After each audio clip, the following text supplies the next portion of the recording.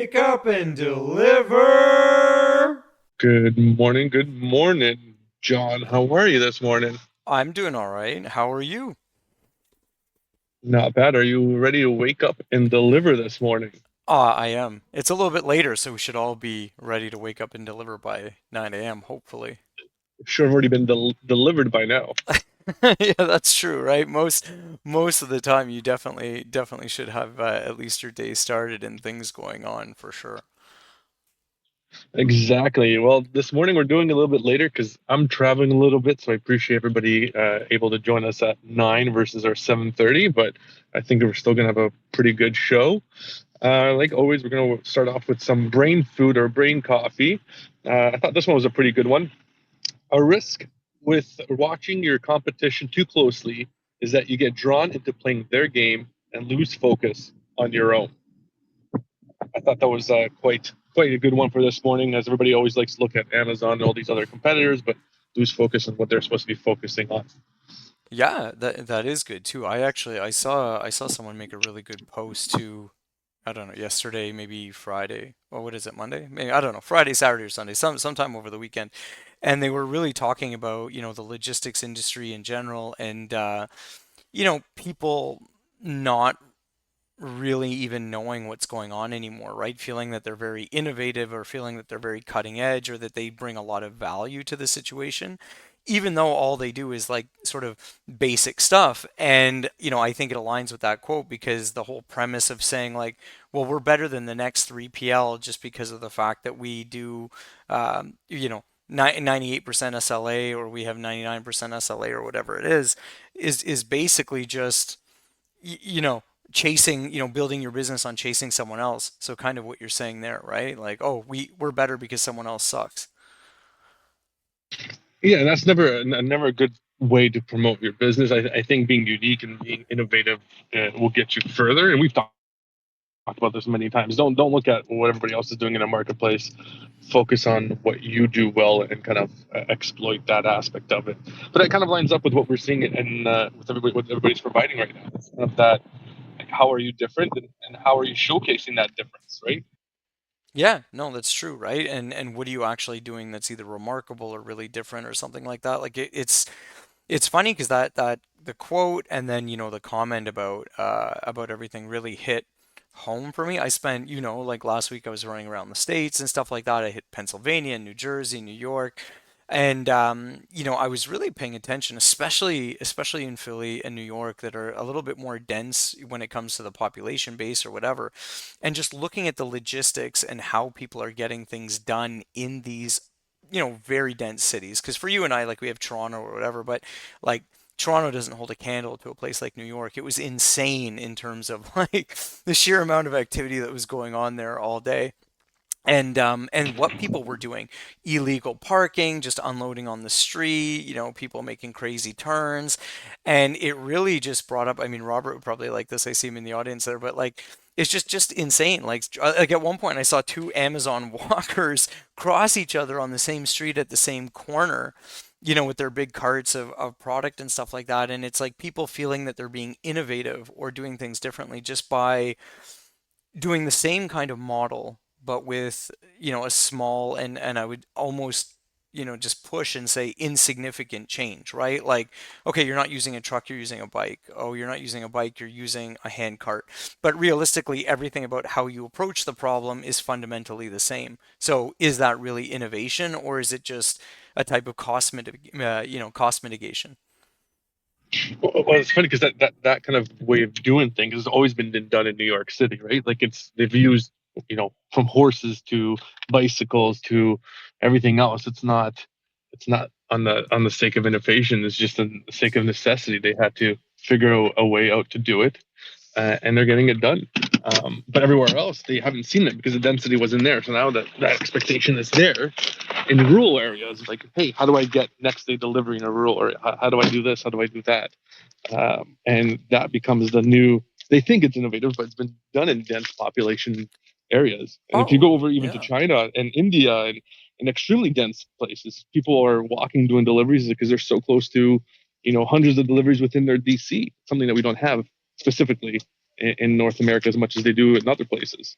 Oh, I agree. You know, the other interesting thing though, and this is, ties into a lot of the work that, sort of you do in on the like let's call it like transportation side versus last mile or delivery so people can kind of understand maybe like that distinction.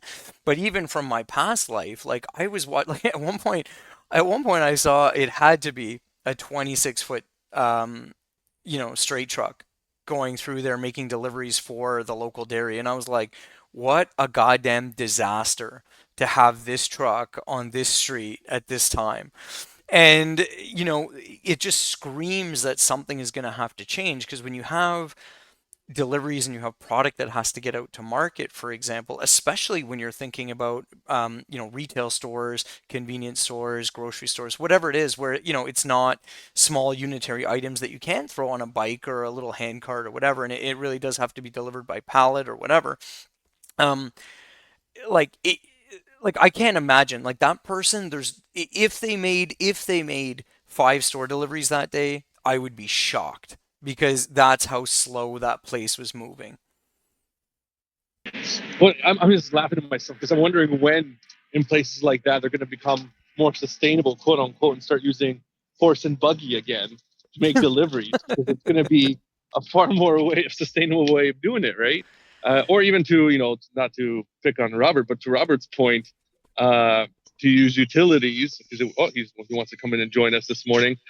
Use utilities to make these deliveries, and I think he was talking about what's it called, little kiosks that get auto set up through a different utility system. But I'll let Rob jump in and give us his thoughts on this. Yeah, morning, Robert. Good morning, John. How are you, Matthew? Great to be here. Well, thanks for Doing great. joining. Thanks for joining us. What got your attention there about New York City? Well, I just like your podcast. I think starting with the title, Wake Up and Deliver, it's really prescient about the new innovation that most people remain blissfully unaware of. And well, if you look at all of the existing utility systems, they're all delivery machines, neighborhood scale delivery machines, and each of them, for what they are optimized to deliver, they are best at it. So much so, and that becomes obvious when the power goes out Hmm. or when a boil water alert gets issued or the water pressure cuts off entirely. And don't Or even when start. Microsoft goes down. Or when Microsoft That's goes down. Sorry, that's right. on that super random, I thought that out of all of that, the funniest thing that I saw since the Microsoft thing happened was like Southwest being like, "Well, we didn't go down, guys. Like we didn't go down." And it's like, "What?" And you find out it's because they still run a huge part of their business on Windows 3.1. That's why they didn't go down because it was so legacy. And then like people are laughing, and I think Brian from like US Foods or whatever, he like had the best comment that I saw on it. And he's like, "You're gonna pry that AS400 out of my cold dead hands," which I was like, "Oh, these archaic kind of things, but that are so stable just because they don't do anything flashy and they just manage basic data, not super easy to work with these days necessarily or not as much data access but stable and no one looks at the old stuff anymore, right?" Yeah. Well, it, thankfully we typically get the utilities back in service Hmm. because they're worthy. For And sure. yeah, so what's coming? There in the United States about 7 million vending machines. That's 50 vending machines for every single convenience store. And there are over 150,000 convenience stores. And the transaction count between just convenience stores and grocery stores in America, there are 2 transactions per household per day, just at convenience and grocery stores. Understandable, because food is a necessary thing to be distributed. Mm-hmm. And it represents most analysts, and I can't recall by memory the sources uh, that I see peg local freight being 40 or 50% food and beverage. When you look around any city or town, you'll see the potato chip truck, the Coca-Cola truck, the beer truck, and Cisco systems. And you can corroborate by your own research. Well, today's vending machines, they're all connected for the most part, except a gumball machine for kids. They're connected to electricity. Some, like a coffee machine, are connected to water. And more have an internet connection. So the vending man knows. Oh, we might have lost.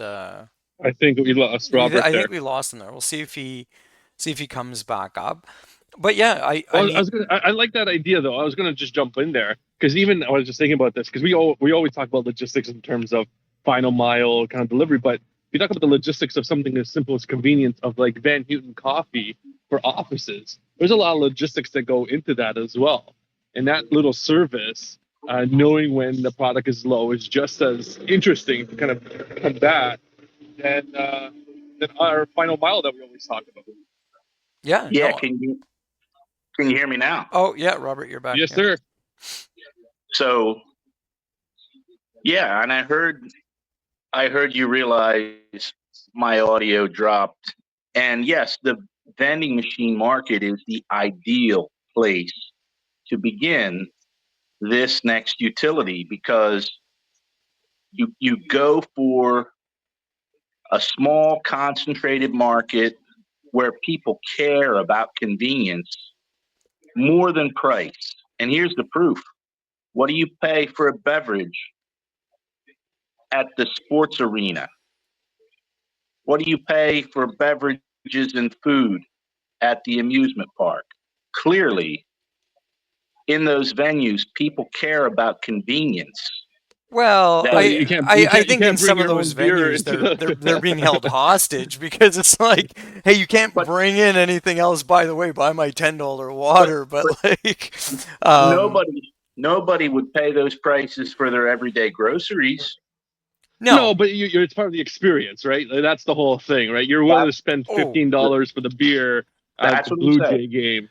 Yeah. That, no. that's what For I'm saying. So there's where the demand is clear and obvious.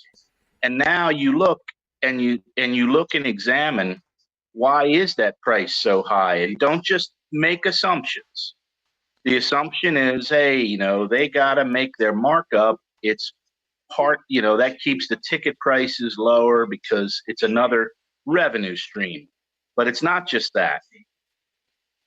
no, I agree, but actually, that's probably a good like pivot because you mentioned it too, experience and stuff like that. Because the other part that's a challenge to all of this, right? When you're having issues getting product around or, servicing different areas, like the one thing that I thought was really, on the fence is how much I think customer experience and quality of service is really, really dropping off. Like, I think you saw that post I made about like the Target store that, when I was down in Philly and just how insanely bad that was. And then how a lot of these things people are running around and rushing around because they have to try to make so many deliveries. Overall, I think the quality of experience is falling off so much. And I think that that's probably one of the biggest areas in logistics that's struggling just because of the fact that everybody is pushing on, they think innovation is like low cost, like, oh, I can, I, I, I sorry. think it's diverging. I think you're getting people that are there are customers that are looking for the bottom rate, so they have to get the delivery. Like you and I were talking about the Amazon bins. Like there's no service there. It's just a whole bunch of stuff that is dropped. You pick at it, you self-serving get out because the price reflects it. And then there's this trend for people who want luxury items or higher quality items and they want the experience and are willing to go walk into a store Yeah, and but I have don't, that kind of aspect of it, right? but I And don't I think think it's just somewhere like that. Target has fell back a bit because the old axiom of having a super clean store in retail, like you and I have always joked about this. Working back at Future Shop, how crazy were they about making sure all the shelves are super set up, nicely Oh presentable, and yeah, everything? I don't think that is around as much I anymore. know. So what I'm That's what what blew my I'm getting mind. at is there going to be a new trend to two things? Is our 3PL going to be expected to do that aspect of it now? Is it going to be like, hey, because there's already distributors that do it, they go into grocery stores and fix the convenience aspect of it, Oh, not a or is it lot going to though. be what's that? I said not a lot. Like Coke does it, Pepsi. There's not tons that do. There's a few. No, but the smaller guys do it. They send reps in to get it done on Yeah, behalf that's of a whole true. bunch of different aspects, Yeah. right? So, and I like to what Robert's point, kind of going back, is are we eventually going to have a way to deliver a lot of these products right into the household to a utility? That would be kind of something I know Robert would probably be like, yeah, hell, this is coming. But that'd be a different way of approaching a logistical problem where it's a central location in an area, all the utilities that you've ordered kind of get sent into your house, Yeah. whether it's your staples and whatnot. I think It's that. coming. Oh, I'm go, building it. I there. know it's coming because I'm building it. John, had I known you were in Philadelphia, I would have invited you to the Makerspace Next Fab down on Washington Avenue, and I would have shown you the prototype. Oh, that's And awesome. Well, like next time I get down there for sure, because yeah, it was cool. Actually, Philly was the first time I was in Philly. Very cool city. Other than the fact that it's ridiculous to park in most parts of the city. But yeah. yeah, I pay $250 a month to park at Oh, at the Makerspace. yeah, I'm not even surprised. Like I this is like a random tangent, but we went downtown to get like cheesesteaks like right from Geno's, and it was a disaster. It was like it took probably 25 minutes just to find a spot, and then walking from like 3 blocks away. But like it was all good. Like I mean, but I was blown away by how much street parking was going on. But this speaks to like again like these services and getting product around, like how much street parking had to go on, how tight the streets were. Like regular delivery trucks. I couldn't imagine driving down some of those streets and actually having to service some of those customers. And then what it ends up doing, it promotes these, let's call it unsafe behaviors or whatever, because guys are stopping trucks in the middle of like streets where they shouldn't, or they're stopping where people don't expect it. They're running back and forth delivering product.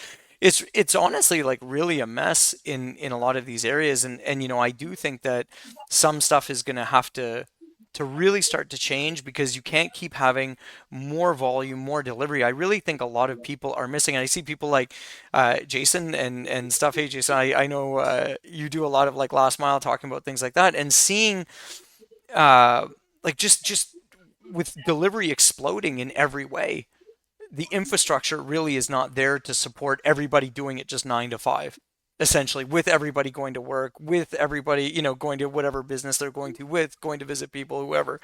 It's just like it's oversaturated. There's just too much activity that's It's too happening. congested, right? Yeah, there's just too much going on. But then again, you look at Europe; they're far more congested than we are, and they have these. They have early morning deliveries. They have a setup that delivers into these urban areas far more effectively, efficiently, I think, than we do, because you don't hear this as much of this challenge coming from Europe as you do from Canada and United States. Yeah, honestly, my anecdotal feeling on it is just that I also think that a lot of the European cities, especially the big and the really you know legacied ones, right? Like the Londons, the Parises, Spain, like Barcelona's, whatever. It's these cities grew up and developed with people understanding that because they have such history, they were built for people first. That's why they've got the density, but that's also why driving around in those cities doesn't make as much sense. I think the challenge that we have in North America is that we've built for cars. So everybody expects cars, but now the infrastructure has quickly sort of fallen behind or lagged behind the amount of activity. Whereas in Europe, I think people are far more open to the fact that like you don't just drive everywhere. There is more walking. I think things like lockers I being far think more popular, right? I think more of the point is that Europeans are far more able not to have the convenience to the door. They're okay to going around the corner, grab everything that is ready. Yeah, yeah. Where here the expectation is, because we have such urban areas, not condensed areas, it's a little bit more, hey, I'm in suburbia. I need to drive 10 minutes to the closest store. I want to deliver to my house because I don't want to go to the Costco that's 20 minutes away. Well, when greater convenience is available at a lower price, it's not hard to get the customer to jump on it. And you see that with water and electricity. People open the tap at home. They don't, Jack and Jill don't go to the hill. They depend on plumbing. And there's going to be plumbing for fast moving consumer goods. It's coming. And it's coming first to amusement parks and hotels because people are paying because they're willing to. But if they're willing to pay $4 for a water, they'll happily give you $3. And if you can cut the cost of delivery by another $1, then you'll gladly sell it to them for $3 instead of $4 because you're making $1 more off a $3 sale than a $4 sale. Robert, do you see like something like you have- Uber Eats delivering like that to hotels and amusement parks as well, or is it just No. bigger CPGs only delivering into those areas? No, Uber Eats is like a bellhop that runs around town instead of just walking up to the room at the hotel. And bellhops, room service is expensive. I bet you if you ordered a bacon, lettuce, and tomato that you could get at the corner store for less than $5, that if you ordered it room service in any hotel, it would be more than 10. And a good part of that cost is the cost of having that fleet of footmen. That's what they used to call service errand boys in England when only the wealthy with a country estate could afford the kitchen and servant staff. And a footman would run everything around. Now, the dumbwaiter, when elevator technologies got more used, it saved a little labor and it was employed, and there's dumbwaiters and a lot of old stuff. But what's coming is, it's kind of like, well, I mean, you can look on my profile. It's coming. I mean, I've got very limited resources. It's really primarily me. I have 2 volunteer interns. I've got 1 more for policy kind of endorsement. And I've got a webinar today at 2 p.m. with the state agency providing me a $75,000 grant. And I promise I'm going to keep going, but I can't say that I'll be ready to demonstrate live and public sooner than the New York City Fleet Show next May. I tell you, I've learned many times I've had high goals for getting the job done.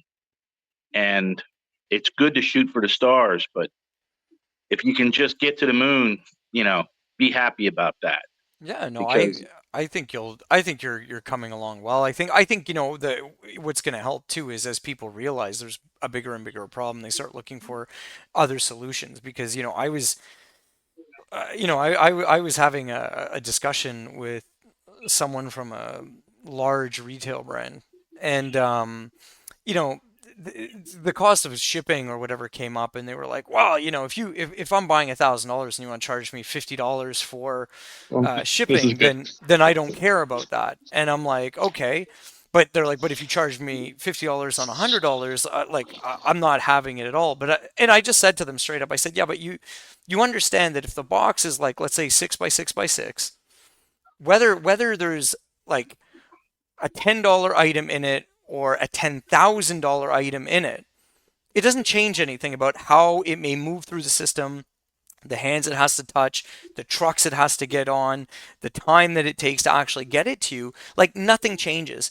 And it's so interesting to see how much of the population is got this notion that shipping is a percent of sales when it's like it has nothing to do with what's in the box. Like I could literally send you a Rolex that's 50 Yeah, I was grand. gonna say the Rolex and the Timex. Yeah, and or I can take the cheapest thing I could buy off Temu for a watch, and if they fit in the same box and I ship them down the same way, costs the same. yeah, everything is the same.